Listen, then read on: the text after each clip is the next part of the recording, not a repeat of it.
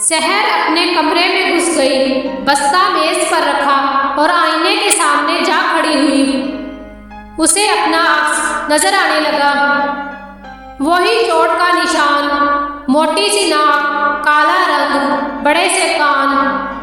उफ अल्लाह, मैं इतनी बदसूरत क्यों हूँ? उसने दोबारा आईने में देखा तो उसकी आंखों में आंसू भर आए। आज स्कूल में उसकी सहेलियों ने उसका खूब मजाक उड़ाया था। मिस नरगिस के कहने पर सबक सुनाने के लिए खड़ी हुई, लेकिन अभी थोड़ा सा ही पड़ा था कि मिस नरगिस मैडम के बुलाने पर बाहर चली गई। मिस के जाते ही सब ने मजाक उड़ाना शुरू कर दिया। सहर सोचने लगी और फिर यही सोचते हुए सो गई।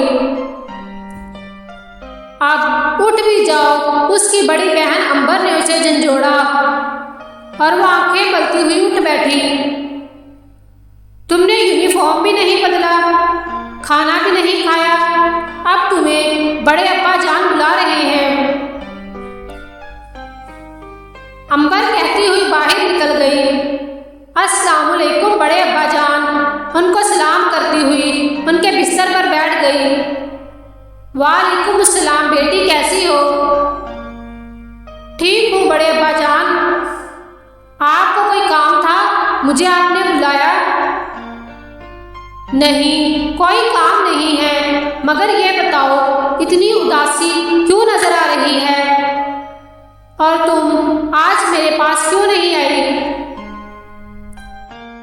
बड़े अब्बा जान, दरअसल वो मैं उसकी समझ में ना आया कि क्या कहे।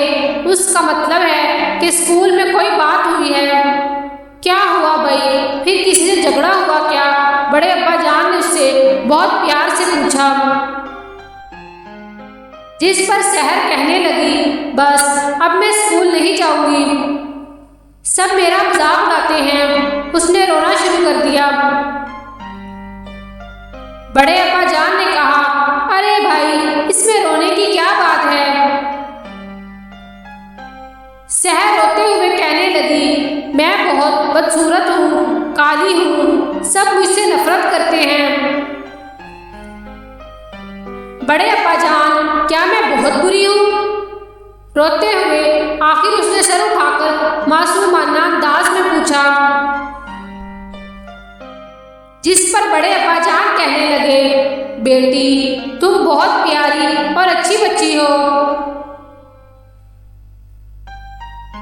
फिर सहर ने उदासी से पूछा, मेरी शक्ल इतनी बुरी है क्या?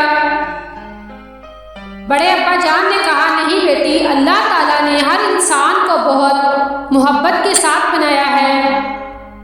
इंसान अच्छा बुरा नहीं होता, बल्कि उसके काम अच्छे और बुरे होते हैं। जिनकी शक्लें अच्छी और रंग भी गोरा होता है, मगर उनके काम अच्छे नहीं होते, दिल अंदर से स्याह होता है। जब अल्लाह किसी इंसान में कोई खामी पैदा करता है तो बहुत सी खूबियों से भी नवाजता है।